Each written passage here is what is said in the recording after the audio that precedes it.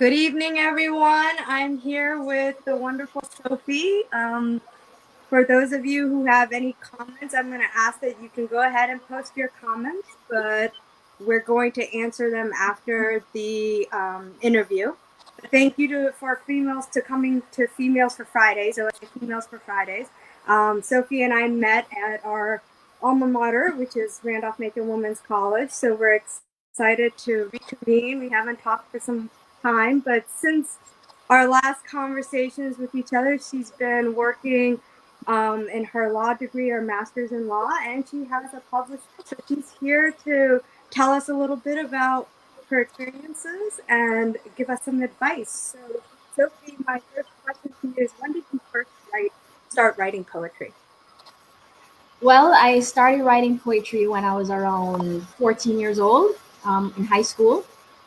It was a way of me expressing myself, because I was very shy back then, so it was my way of kind of what I couldn't say out loud. I would just like pour it into my poetry, and it was just my way of kind of, you know, getting lost in something else. But that's how it started. That's awesome. So besides just having a way of communicating, internally, what else was your inspiration behind writing poetry? Okay, well, the very first poem I wrote was about death because I had just lost my favorite aunt to cancer. So, I was feeling very low, very sad, and I was just sitting outside on the veranda, and the poem just came to me, about death. So that was the very first poem I wrote, and but my other poems, which are mostly about love, those were inspired by nature, just the natural environment, the sea, the ocean, the sky, so a lot of that is in my poetry, and also by my relationships with men, friendships with men and stuff, just any kind of relationship I've had where the person has meant something to me. I tend to express how I feel through my poems. I just start writing poems about them, or how I feel, whether it's a friendship or a relationship or a crush. That's cool though. I mean, I think that especially right now with the pandemic, like people need to have an outlet of some sort, especially since most people are very much so like, I need a person, I need to interact with people. This is a very like an eternal way of saying, hey, I can be with myself and express myself, and still release a lot of those emotions. Yeah, and so Absolutely. did you find that helped you a lot too? And do you find that it helps you right now as well? Oh, absolutely. In fact, during this whole pandemic and when we were on lockdown here in Cayman, I basically wrote quite a lot of poems about the pandemic and about the coronavirus. My creative juices really started to flow, just being by myself in isolation, alone at home. You know, so much came to me, about like the situation and just being isolated, and just I was just able to just really write a whole lot of poems. So I must say it really fueled my poetic juices, because for a while I hadn't been writing any poems for about 2 years. So it was really good to just get it flowing again. You had the writer's pause. Yeah, yeah, it was quite a long pause there, a long break. Well, I mean, Life. and you took you took a situation which everyone finds like potentially negative, and you looked at it in a very positive light and found it to help you with your poetry, which a lot of people have to learn how to do, is take something negative or take a closed door and find the open door opportunities in it. And can you shed some light on that? Like, how did you create something positive out of something negative? Just sitting in my house alone, because I just moved into my house in November last year. So I hadn't been in it very long. And so this pandemic hit, and, we're told to go home and stay home, and at first, yes, it was a bit lonely and isolated. And I did feel very, alone and sad and, a bit depressed over it. But then I said, you know what? This is a good opportunity for me to pour myself into my poetry, because I hadn't been spending much time with it. I hadn't written any poems in so long. So I said, you know what? This is actually an opportunity. Let me not see this as something negative, but let me see this as something positive. Turn it into something positive. to fuel my poetic juices and my talent, you know.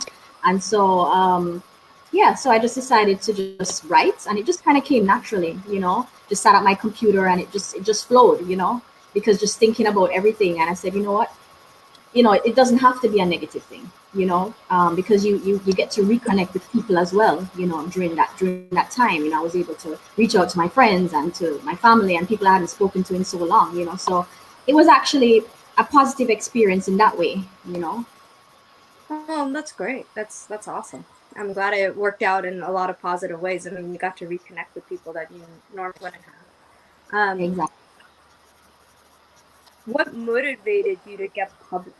I mean, you know, I know a lot of people who are like, oh, I write poems, and you know, or I write fiction or nonfiction as a pastime, but to take that extra step and to get published, and you know, it takes a while and a lot of patience to get the published book and then to promote the published book. So, what motivated you behind it?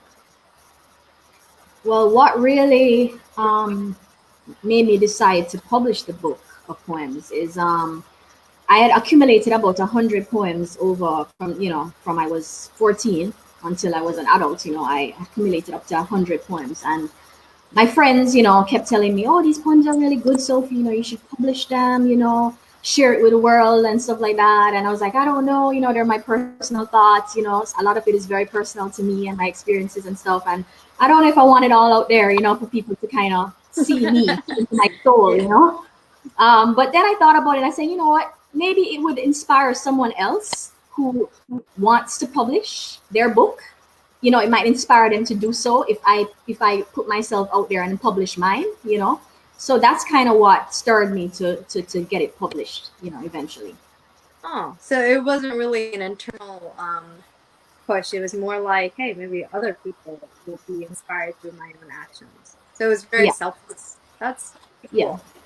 Very cool. Are you planning to publish another book? And if so, when should we expect it? I do want to publish another book, either of poetry or maybe a fiction, you know, maybe an autobiography of my life, Cool. about relationships, because I've had quite a lot of relationships. I've dated quite interesting set of guys, you know, and I Maybe you really, should be a relationship counselor. yeah, maybe I should, because I've really learned a lot about men and stuff, you know, dating. And I mean, I really think I should share some of this with people, so, you know, with other women and stuff, so that they can avoid some of the mistakes that I've made, you know. So I was thinking a book in along that direction, you know, or a romance novel or something like that, you know. But yeah, I mean, I have a lot of knowledge to share. That's cool. That's very cool. Um, what is one of your most memorable experiences? I would say my most memorable experience in my life thus far would be publishing my book, because to me that was a huge achievement for me, you know, and it's a measure of success as well, you know, because you know, as you grow older, you know, you want to know that you've achieved something in life, you know. And I've always been proud of my degrees and, you know, my education, you know, all the degrees I've acquired. I've always been proud of that, but I've been really proud of publishing my book. My book launch that night, when I had my book launch, was like the most, you know, memorable night of my life, I would say. Just standing up there in Books and Books, which is the bookstore here, and just like reading my poems, my, you know, my words, my, you know, my thoughts, to a group of about 70, 75 people, you know, close friends and colleagues and stuff. And it was really a really good experience for me. You know, I was nervous, but once I started reading, you know, it just came naturally. And you know, because it was my work, you know, it just flowed through me, and it was like I had my own voice. You know, it was like a different person, really. You know, so I would say that was like one of the most memorable experiences of my life. It's amazing how like one small achievement can create so much empowerment, especially for a female, right? Like Oh, that absolutely. it started off as like something very personal and something that Exactly. you didn't necessarily want to put out to the world, and then you did, and now look at you, like you're like, wow, I can write another book, and you feel so Exactly. confident. It's great to see that. you know, Thank you. Thank that you. it Yeah. empowers that. I've come a long way. Yeah, yeah. I mean, and it's great, and it's like, and it's a evolution. It's constant, right? So Yeah, it's going to continuously absolutely. grow as you continuously do it. So, Yes. well, here's the next interesting question. You have this one dynamic of poetry and writing books and poetry about your personal life. But now you've also told me that you're working on your Master of Laws degree, which is polar opposites. So tell me, how do you get into that, and what do you hope to accomplish with it? Well, I started out being interested when I was in college with political science and with international law, and you know, I've always had an interest in working for the United Nations. That's always been my dream, and I figured it would be good to study law because law would be a good transition into becoming like a human rights lawyer or a human rights activist or something, a humanitarian law.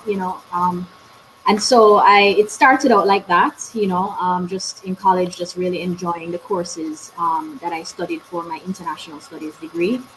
And so once I started law school, I wasn't able to really focus on the area that I really was interested in terms of law.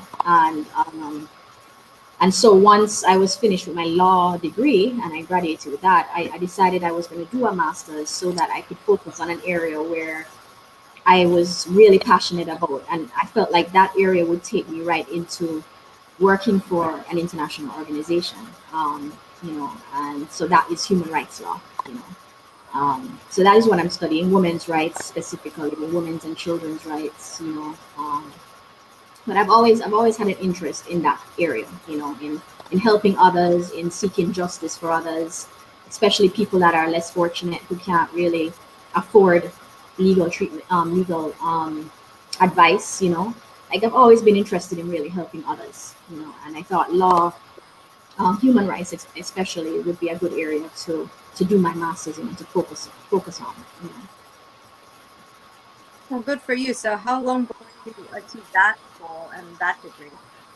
Well, I'm doing it part time, so I'm dragging it out a bit because I work full time and stuff. So it's a bit challenging, because working full time and staying focused on it is really difficult for me because I don't have any kind of help because we don't have online lectures or anything. So it's completely on my own. I just get the study material, the books, and I just like have to just really focus alone at home and just like say, okay, I need to devote time to this, So I'm dragging it out a bit. So I hope to be finished by hopefully the end of next year, early 2022. No, 21. Yeah, no, 22. Okay. Yeah, 2022. 21. Yeah. Our time is so destroyed now since 2020 has been like all muffled up, right? We don't know what time we're in anymore. Exactly. Well, Yes, I that's got confused there for a second. so now we can expect another book from you in on human rights and activism and women empowerment related to human rights and children empowerment related to human rights too, shouldn't we? Yes, that could be a possible book too. Yes, that definitely could be a possible book in the future. Yes, for sure. Maybe once I'm done with this Awesome. degree, I will probably focus on the book. So Well, I'll I'm probably I'm start gonna get writing down. another interview. I'm gonna do another interview with you once your legal career starts to come up and coming. So once you get your law degree and you have a position and you start to navigate those waters, I'm gonna hook up with you again. Sounds good. All right. What are some book and book writing and publishing tips you have for our viewers? Okay. Book writing tips. Or Well, publishing. yeah. Okay. In terms of writing a book, I would say that anyone who is good at like writing, and who's always had a passion for writing and always wanted to publish their book, I think they should go for it, and fulfill their dreams. I don't think they should I don't think they should give up, on that dream. And in terms of publishing, I would say I self-publish my book. So don't get discouraged if no, like a top publisher, will not look at your manuscript, and you're having a hard time getting someone to publish it. Just self-publish, just go through. I went through CreateSpace, which was an independent publishing house, which was a part of Amazon, and so I basically uploaded my entire book to Amazon, to CreateSpace, and then they basically created the cover design, and they kind of did the editing and stuff for me, and I just paid a little bit of money to them to do that for me. But I would say that, don't let publishing houses who turn you down, don't let that discourage you from publishing. Like, just, self-publish it first, get your name out there first, and get people to, market your book, promote it really well, and just get the word out, through social media and stuff. And eventually you'll be able to, once you publish that first book, that will kind of alert people to your writing skills, and and then they'll, the next book that you publish, then the next time, I'm sure that you'll have a lot more people buying your book, and wanting to support you. So yeah, so that's what I would say. If you have a dream to write and to become an author and to become a writer, I would say go for it. Don't give up on your dreams. Just self-publish. And just focus on it, and you can achieve anything you put your mind to. I love that message, because I feel like a lot of times, a lot of people, especially when they're doing something they love, or starting a business or publishing a book, when they see barriers, they start to allow those excuses into play, and then they give up, right? And the message of, like, you always find a way, and you always, you figure out a solution, and you stick with your goals, and you stick with the path, and you figure it out. That's so important, especially now with kids who are constantly on, those video games or their computer devices. They need to know that, hey, you can believe in yourself and you can do it. So I love it. It's a wonderful message. Thank you. Thank you. Any law tips? Like legal tips? Law tips, you said? Yeah, legal. I would say, if you love to read, if you enjoy reading, because studying law, you really have to love to read. You know what I mean? It's a lot of material you have to go through and digest. So if you're into liberal arts and you enjoy reading, and you're kind of a bookworm and stuff, and you love learning about the law, and just learning about the law, and you believe in justice, and fighting for people's rights, or defending people, and if you're that type of person, then I think the law would be for you. And if you like to talk, even better, especially if you want to go to court. They always say, it's always good when you have that confidence to go before a judge and speak. I have never been like that. I've always been very shy, so I don't really know what I'm doing in law, but but I've definitely gained a lot more confidence now over the years. Yeah. Well, I think you'll just develop more confidence, right? And you're more of the human rights activism versus the going to court. Yeah, definitely. I prefer the other side of it, not being in court, but like just, speaking out for rights, and for people's rights, women's rights, children's rights. Yeah, definitely. I'm passionate about that. So I will definitely be more in my comfort zone to speak about those issues publicly, as opposed to going in a court and arguing, Oh, I look forward to hearing that. Well, I would like to end this with you reading us maybe one or two of your favorite poems. I think that would be great to hear. Any, selection, you can text it if you want, or you can just read it. I give that. Okay. Well, my book is divided into parts. So I have the infatuation poems at the front. And then I have the ones about falling in love, and I have the ones about passion, and then heartbreak. So I found that the passion poems are the ones that resonate with a lot of people. They tend to like very passionate, poems. So I will share one of those.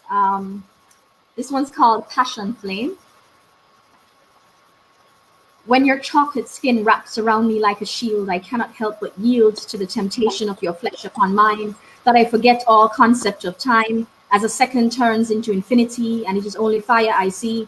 As your passion surrounds me in a sea of bliss, I think to myself, what is this? I cannot escape, and like an earthquake, my body begins to shake, that not even indifference I can fake. As I lay on the bed, there is nothing to be said. I am certainly not dead, but deeply aroused instead, as you bite me, excite me, and ignite me with the fire of your uncontrolled desire. Your heat seeping in my skin, this delicious sin fills me with need as you feed. I cannot heed the warnings in my brain, driving me insane, wrapped up in this dangerous game, led by your erotic flame upon my tiny frame. My mind now in a daze, as your eyes upon my glistening body gaze. So that's one. That's one type. That was beautiful, and you even said it with like such a fire and passion, so I could feel it right there. Yes, I'm like a different person when I'm reading, you know. I come out of my shell. Yes, it's amazing what happens when you're in your element. Absolutely, absolutely. I mean, then this one is from the heartbreak section. It's called "The Pain of Love." Silence darkens an already starless sky as my world unravels before my eyes. I'm suffocating in a hollow grave as I crave for your love that I may be saved from a life filled with unrequited melancholy dreams. I need to breathe you into me as so I may live again as this distance is driving me insane. I thirst for your warm hugs once more as I lie here on the cold hard floor, thinking of your lips on mine so that I may get lost in time. I cannot ignore the pain in my heart from watching my love being ripped apart. As blood drips from my breast, I press my shaking hands to my chest and wonder if this is some kind of cruel test, that I have failed somehow and must live with the painful consequences now. These feelings I have tried to fight, not to fall for you before the time was right. I sit here in the dark abyss of night, feeling blue and wondering what I did to you to make you abruptly pull away and leave my heart in decay. My soul is drowning in a lonely sea until your love resuscitates me. I cannot help but think you are meant for me, and I wish I could make you see that all the love I possess inside is for thee. Please imprison me, because I don't want to be free. You definitely have a way of words, so that was Thank you. lovely. I did love that one too. Thank Well, do you have anything else you want to close us off with? Like the conversation, we're coming to an end. So, is there any last words you want to say? I guess I'll just end with that the young people out there, whoever is listening, or the young at heart, it's never too late to pursue your dreams. What your mind can conceive, if you believe, you can achieve. That's my favorite saying and quote. And I believe that. I believe that whatever you put your mind to, you can achieve it. And so if you want to be a writer, don't give up on your dream. You can do it. If you want to be a lawyer, don't give up on that either. Work hard towards it, and you can, whatever you put your mind to, you can achieve it. And always put God first, and just know that there's someone there looking out for you, and just never give up.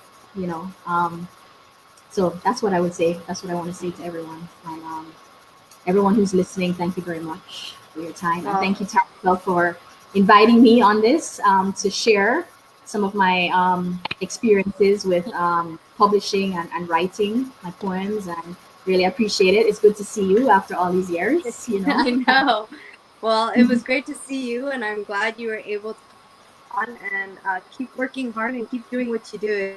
It's great to hear all your achievements and everything you dream to do. So I hope to see some great things. For those of you who are watching, potential viewers later, I'll post up some of the links that you have so that you can share your book and potential things and empowerment things that you're doing so that people can link up with you as needed. So, again, thank you for your time. Randolph Macon alums out there, if you're watching, shout out to you guys. Shout out to the RMWC people. Hey guys. Yeah, we're right here having everyone. And again, this is OSA. This is OSA Martial Arts. Every Friday we do a Friday for females. So if you want to talk about, martial arts, if you want to talk about your business, or if you just want to do a Q&A, hit me up. So, all right. Thank you. Thank you. Bye. Bye.